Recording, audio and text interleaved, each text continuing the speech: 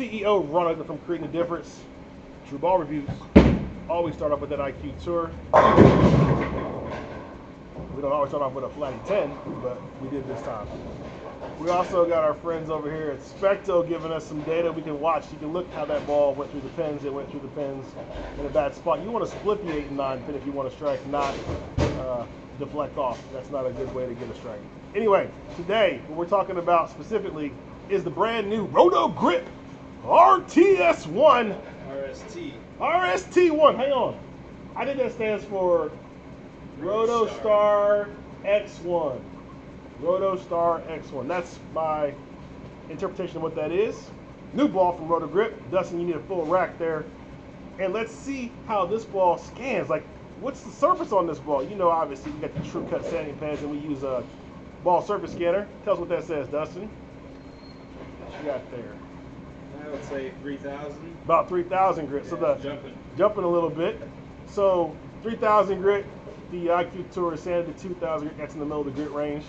We'll do the comparison and see how the new ball performs.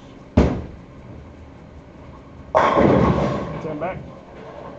10 back. Nice continuous. Let's check out the Specto data.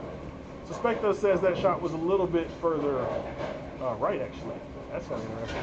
That's the shot we're talking about right there, the blue line. Actually, it was further right and recovered. So that would indicate that that ball is a stronger piece overall right now than our IQ Tour. Nice. So we will start. We're going to take the IQ Tour and he will move a little bit left. And then we'll switch balls and then chase it with the new Roto Grip ball. RST X1.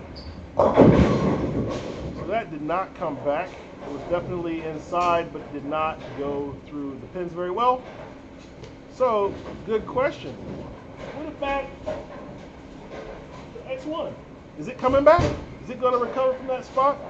Based on that first shot, I'm going to give it a yes. But we're going to find out together.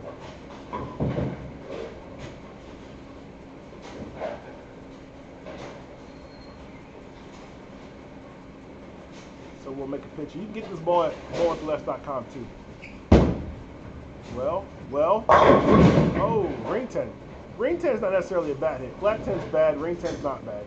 So if you go look at some of the Specto data, go to shot number 4, there it is. So definitely not a bad pitch at all. And you can see it actually did go between the 8 and the 9. That's why I said ring 10 is not a bad hit. Flat 10, definitely not a good hit. Don't want a flat 10. You want to go through the pins here, not here, right? This is going to be more prone to strike. This is definitely not going to strike. That's like not striking ever. Anyway, okay, as I digress. So Dustin's going to begin to chase it left with the new ball, X1. Let's see. Coming around the corner. Yes, sir. She is not scared of some more oil, which is good. Go take a peek at what Specto has to say about that.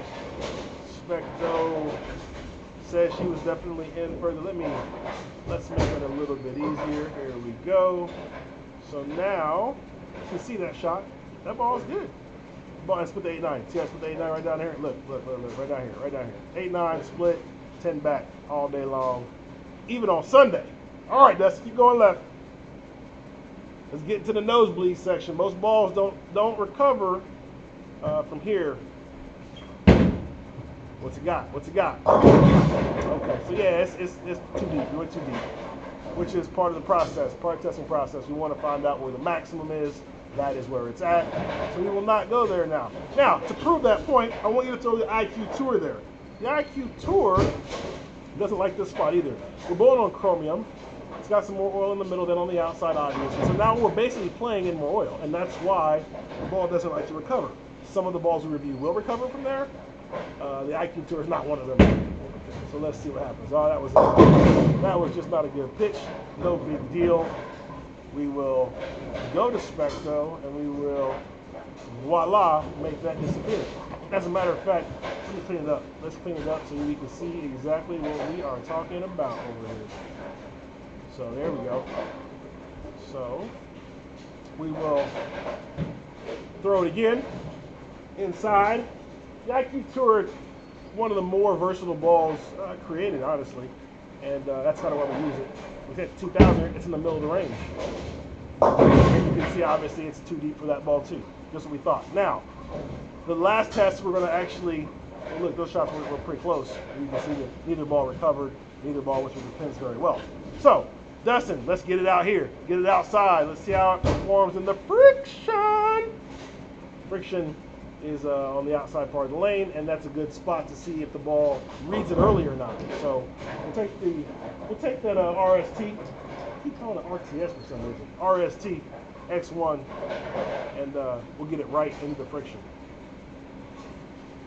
and see how it performs. Oh, I like that. Woo, woo, quick. That's good. That's good. So what that says is that this ball is a bowling ball that is continuous. This ball is a bowling ball that is strong when it, in overall hook, right? In total, it's just a strong piece. And then probably best of all, it's versatile. I think versatility is one of the things that people should look for when they're purchasing bowling products. And this ball is exhibiting that behavior. I think if you're a slower or lower rev rate, if you are a higher ball speed, if your rotation is pretty high, or your tilt's pretty high, this may be one of those pieces that will fit in your arsenal. It's going to give you lots of hook, and the ball does not seem to quit.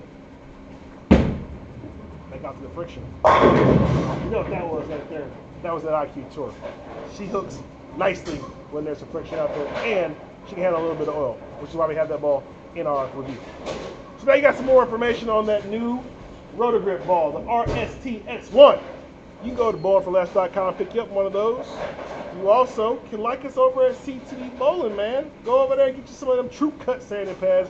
That is the official pad of TruBall Reviews. We use them on the IQ Tour to be able to make sure that we have a consistent finish for each ball review that we do. We do not currently, right this second, modify the manufacturer ball because that is what you're going to get if you want to go purchase that ball. We don't want to modify it on this first go round. So anyway, you got more information. You've been hanging out with us, man. Hit that like button, please. Hit that subscribe button, please. We appreciate you. We appreciate you anyway, but we definitely appreciate you hit that like and subscribe button. Tell your friends to come check us out every other day, dropping a new review, dropping some more information, free knowledge. So I'm gonna let Dustin give us one of his best. Take us on out of here. Woo! I'll take the stone 9-pin. And a matter of fact, I'm gonna just go over here real quick. Just go take a peek at how that went through the pins. Now see that? You see over there? You see how that looks over there? Right down here. Look, you gotta look. Almost took it out. Didn't split it. I mean, it split it, but it definitely almost took it out. So anyway, you got more information, man. Hopefully you appreciate, what this ball does. We definitely think this piece might be one that you need to add to your arsenal. So on behalf of Dustin Zader, I am Ronald Hickland, CEO from Create the Difference. You guys have a fantastic day.